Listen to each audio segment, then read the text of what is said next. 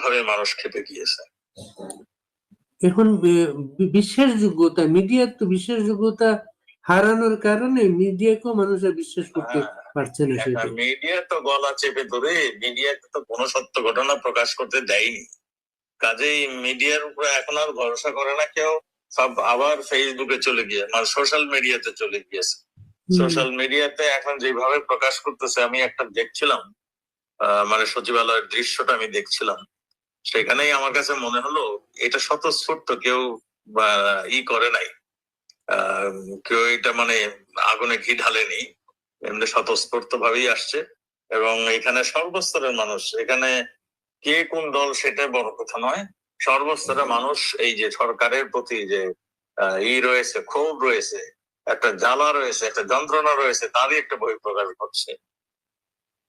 মানে সবাই বলতেছে তারা জুলাই জুলাই উৎসব, জুলাই সেলিব্রেশন নিয়ে ব্যস্ত, তার সংকটটাকে গুরুত্ব দেওয়া হচ্ছে না।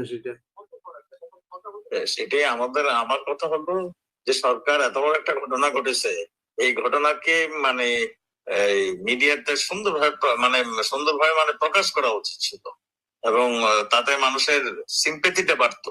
রেগুলার যদি মিডিয়া ব্রিফিংটা হতো তাহলে এটা মানুষ এইভাবে খেপতো না। এখন তো মানুষ খেপে গিয়েছে যে তারা এইটা নিয়ে এই করছে। এইখানে মানে আমি একবার শুনলাম, আমি অবশ্য সত্যতা জানি না, ওই জামাতে ইসলামের আমির কোন হাসপাতালে যাবে, সেই হাসপাতাল ক্লিয়ার করতে যে এইখানে অ্যাম্বুলেন্স যেগুলি বার্ন ইউনিটে যাবে, সেই অ্যাম্বুলেন্স গুলি বলে বাধাপ্রাপ্ত হচ্ছে, তাদের মানে যেতে দেওয়া হচ্ছে না। এই ধরনের যদি সিচুয়েশন হয় তাহলে এটা অত্যন্ত দুঃখজনক। সবচেয়ে গুরুত্বপূর্ণ এই যে বিষয়গুলো বাংলাদেশে, মানে একটা ঘটনা ঘটে ওইখানে হসপিটালে রাজনৈতিক নেতারা যখন দলবল নিয়ে সবাই গিয়ে হাজির হন, তাহলে কিন্তু তার ট্রিটমেন্টও ব্যাহত হয়, সিকিউরিটি বল নানা কিছু, এটা আবার সামনে এলো এবারে। জি জি জি, সেটাই আমি বলতে চাচ্ছি। এমনি মানে মানুষ সব ক্ষুব্ধ বিক্ষুব্ধ, তারপরে এই ধরনের মানে নিপীড়ন, এই যে সংখ্যা লয়ে অ্যাক্সিডেন্টের সংখ্যা নিয়ে ডেড বডি গুলি আমি দুই একটা দেখছি একদম ঝলসে কালো হয়ে গিয়েছে, এবং এইটা তো কোনো মা বাপ, কোনো আত্মীয় স্বজন এটা সহ্য করতে পারতেছে না। সেই জন্যই এই বিক্ষোভের মাত্রাটা এতখানি হয়েছে। আজকে কিন্তু স্যার সবাই যেটা বুঝতে যে আপনার যে বার্ন ইনস্টিটিউট যেটা করেছিলেন ঢাকা মেডিকেলে, এটা যে কত কার্যকর ছিল, সে কত প্রয়োজনীয় ছিল, সেটা কিন্তু সবাই এটা বুঝতে পারছে। এটা তো আমাদের মাননীয় প্রধানমন্ত্রী শেখ হাসিনা সবসময় মানে একটা অ্যাডভান্স চিন্তা করে গেছেন। এই আমাদের যে বর্তমান হেলথ মিনিস্টার ছিল আমাদের সামন্তলাল, তিনি তো তার লাইফটি ডেডিকেটেড করে দিয়েছিলেন এই বার্ন ইউনিট হাসপাতালটাকে একটা সুন্দর হাসপাতাল, মাননীয় প্রধানমন্ত্রী যেরকম ভাবে নির্দেশনা দিচ্ছিলেন সেরকম ভাবে করে দিতে। আজকে তার প্রয়োজনীয়তা মানে সবাই অনুভব করছেন, আপনি যথার্থই বলেছেন। তার মানে উনি যে এইটাই চিন্তা করেছিলেন। আর একটা জিনিস, আজকে একটা মেয়ে ফেসবুকে এসে বলতেছিল যে এই স্কুলটা তৈরির সময় তাকে বলা হয়েছিল যে এখানে স্কুলটা এয়ারপোর্টের এত কাছে, এটা না করাটাই ভালো, অন্যখানে করে। এইখানে একটা তাও তারা কথা শুনে নাই, মাইল স্টোনের বোধহয় অথরিটি অনেকটা জোর করেই এখানে স্কুলটা করেছে। এখন সত্য মিথ্যা এটা তো একটা পরীক্ষা নিরীক্ষার দরকার, এবং কেন হলো সেগুলো তো হবেই, নিশ্চয়ই হবে। এবং এই পাইলট, আমার কাছে একটা জিনিস মনে হয়, যখন প্লেনটি উড়ায় একেবারে সেই মুহূর্তে ক্র্যাশ করবে, তাহলে তারা স্টার্ট করলো কেন? তারা কি চেক করলো? তার আগে তো ইঞ্জিনিয়ারিং চেক হয় একটা প্লেনটা আকাশে ওড়ার আগে। একজন অফিসার, ফ্লাইট লেফটেন্যান্ট উড়বে, তারও তো একটা লাইফের ভ্যালু আছে, তাকে প্রশিক্ষিত করতে তো অনেক সময় লাগে। তো কাজেই এখানে একটা পরীক্ষা নিরীক্ষা তো ব্যাপার আছে, প্লেনটা ফিট কিনা ওড়ার জন্য। আমি জানি না এগুলি করেছিল কিনা, এগুলি সঠিকভাবে পালন করেছিল কিনা আমি জানি না।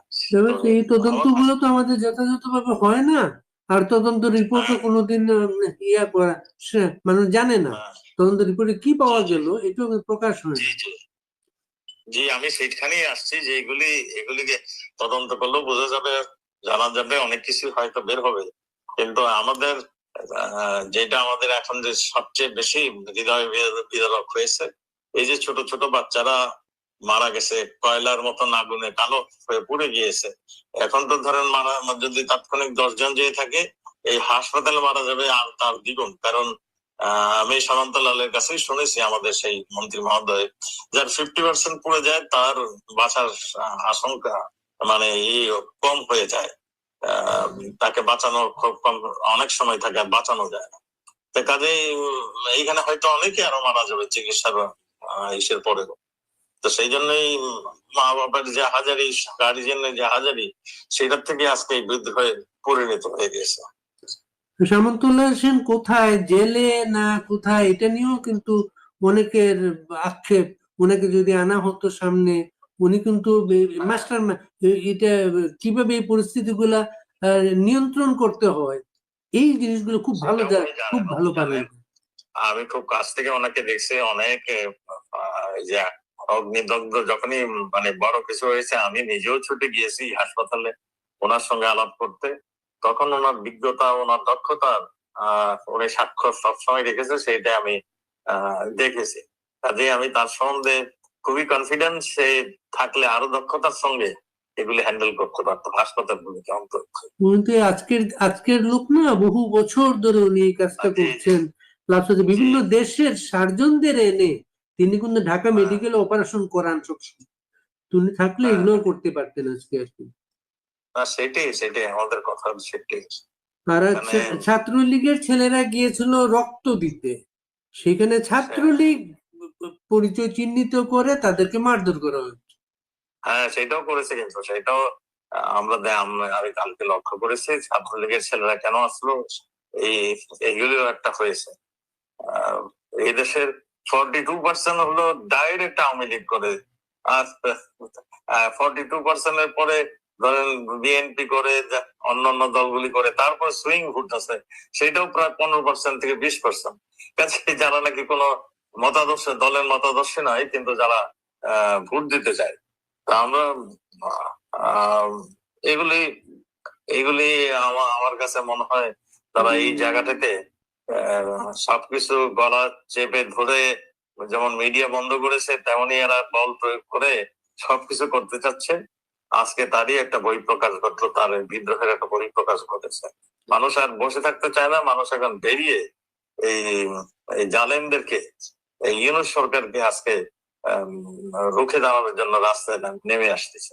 এরা কোনো পার্টি করে না, এরা সব মানে নিজের তাগাদাই কিন্তু চলে আসছে। এটার জন্য আপনাদের কোনো আহ্বানও বলতে হলো না, আহ্বানও জানাতে হয় না, না, কিছুই করতে হয়নি। সেটাই তো আমরা বলছি, বাংলাদেশের মানুষ সবসময় যেমন খুব তাড়াতাড়ি ইমোশনাল হয়ে যায়, আবার ঠিক তাড়াতাড়ি শক্ত কিছু করার জন্য তৈরি থাকে। আপনি স্যার দিল্লি গেছিলেন, ওইটা কোনো ফলো আপ আছে দিল্লিতে যে আপনার মিটিং গুলো হচ্ছিল? আর দিল্লিতে তো নেত্রীগুলি দেখতেছেন, উনি নির্দেশনা দিচ্ছেন, উনি শীঘ্রই হয়তো নতুন কিছু বলবেন।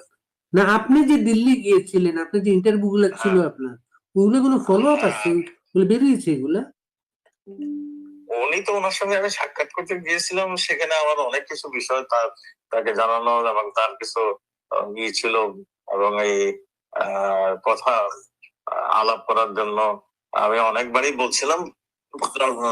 এইবার ক্লিয়ারেন্স পাওয়ার পরে আমি গিয়েছিলাম দেখা করতে। উনি কেমন আছেন স্যার? উনি ভালো আছেন ইনশাআল্লাহ। উনার তো বয়স, তো একজন মানে মেডিকেল ট্রিটমেন্ট এগুলো ঠিক মতো আছে কিনা, চুরি পরিচয় যেগুলো? এইগুলো ঠিকই আছে, ওনার খাওয়া দাওয়া, মেডিকেল ট্রিটমেন্ট সব ঠিকঠাক মতো চলছে। এমনি আমরা ওনার তো ভয়েস পাই, আমরা ভয়েস পাই, ভয়েসটা আগের মতনই আছে। হ্যাঁ, এটাই উনি খুবই কোনো বিপর্যস্ত না, কোনো কিছু না, ভয়েসটা খুবই প্রাণচঞ্চল আছে ওনার। না, ওইটা ঠিক আছে, ওইটা ঠিক আছে। আমরা আল্লাহর রহমতে ওইগুলি সবই ঠিক আছে। আমরা চাই উনি এই সামনের এই যেটা তার নেতৃত্বে এইগুলো অবসান হবে এবং আমরা আবার একটা সুন্দর বাংলাদেশ, ধ্বংস তো করেই দিয়েছে বাংলাদেশকে, আপনার জুডিশিয়াল সিস্টেম নষ্ট করে দিয়েছে, আপনার ওইটাকে ইন্ডাস্ট্রিয়াল মানে নষ্ট করে দিয়েছে। ইন্ডাস্ট্রির সঙ্গে সঙ্গে ইনভেস্টমেন্ট, বাইরের ইনভেস্টমেন্ট প্রায় শূন্যের কাছে চলে আসছে। এই সবগুলি যদি বিশ্লেষণ করেন, আমরা এইভাবে যদি চলতে থাকি তাহলে একটা মহা ইসের মধ্যে চলে যাবো, দুর্যোগের মধ্যে চলে যাবো। বাইরে ইনভেস্টমেন্ট তো পলিটিক্যাল স্টেবিলিটি ছাড়া আসে না। এমনকি একে আজাদ, ওই যে হামিম গুবি আজাদ সাহেব বলেছেন 40 বছরে বাংলাদেশে এই পরিস্থিতি কোনোদিন হয় নাই। হ্যাঁ, এটা উনি খুব ভাবে বলছে, আমি এটা দেখেছি। একজন শিল্পপতি, একজন বড় ব্যবসায়ী যদি এটা বলে থাকে তাহলে তাহলে এখন দেশের অবস্থানটা কি আপনি নিজেই বুঝতে পারেন। মানে এইগুলিতে কোনো কিছু তাদের খেয়াল নেই, তারা কিভাবে আরাম আয়েশ করবে, কিভাবে একটা নতুন পার্টি একটা তৈরি করবে যার কোনো ইলেকশন কমিশন থেকে তারা এখনো স্বীকৃতি দেয় নাই, তার নেতাকে কিভাবে প্রোটোকল দিয়ে এইখানে নিয়ে যাচ্ছে সরকারি প্রোটোকল, এবং না দিলে তাকে ধমক দেওয়া হচ্ছে। এইগুলো সবই আপনারা দেখছেন। আপনারা তো রাজনীতি করেছেন, রাজনৈতিক কর্মী হিসেবে আপনারা ডেভেলপ করেছেন। কত সংগ্রাম ছিল একটা দল গড়া, গ্রাসরুট থেকে আসা, আর উপর থেকে চাপিয়ে দেওয়ার একটা চেষ্টা এটা। দেখেন, সেটাই তো আমরা বলতে চাচ্ছি সেটাই। আর আশা করি মিডিয়া এখন ঘুরে দাঁড়াবে, মিডিয়া লোকজন বুঝতেছে ঠিকই, কিন্তু তাদেরও ঘুরে দাঁড়ার সময় হয়েছে। আর তাদের কণ্ঠরোধ আর কত করবে? সবাই ওই মব সন্ত্রাসটাই সবাই ভয় করতে। যদি আইন থাকতো দেশে তাহলে তো আইনের আশ্রয় নেওয়া যেত। এমন একটা অবস্থায় কেউ আইনের আশ্রয় নিতে পারছে না, কোর্টে গিয়ে নিরাপদ না। একটা মানুষ কোর্টে যায়, কোর্টেও সে নিরাপদ না। সেটাই তো আমি বলতে চাচ্ছি যে জুডিশিয়ারি সিস্টেমটাই শেষ। আমার ওটারে কি বলে, আমার ছেলে জেলখানায়, আপনি নিশ্চয়ই জানেন। পরশুদিন তার ডেট ছিল।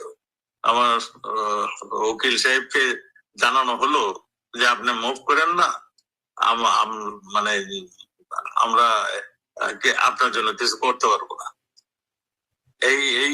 এইরকম সিচুয়েশন হলো জুডিশিয়ারি সিস্টেম।